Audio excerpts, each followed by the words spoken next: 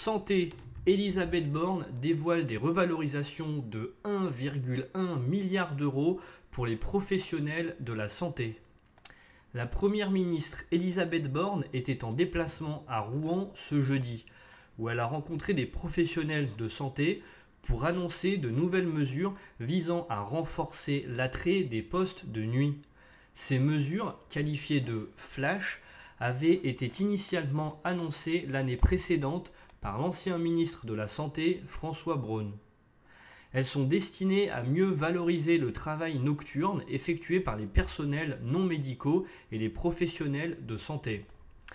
En ce qui concerne les infirmiers, les infirmières et les aides-soignants, le gouvernement prévoit la pérennisation à partir de janvier 2024 de la majoration de 25% de la rémunération pour le travail de nuit.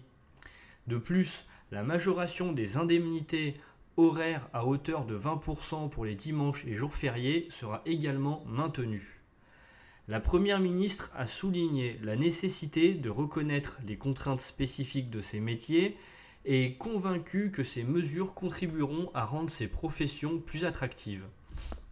En ce qui concerne les médecins, Elisabeth Borne a confirmé que la revalorisation des gardes à hauteur de 50% serait pérennisée, aussi bien pour les médecins du secteur public que privé. Ces mesures représentent un investissement financier substantiel avec un coût d'environ 1,1 milliard d'euros par an selon la Première ministre. En outre, d'autres annonces ont été faites dans le cadre de ce déplacement.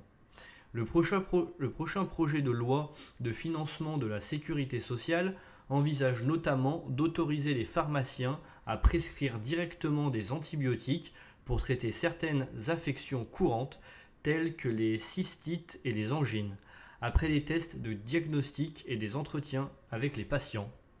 Merci d'avoir suivi cette vidéo, n'hésitez pas à vous abonner, partager, liker.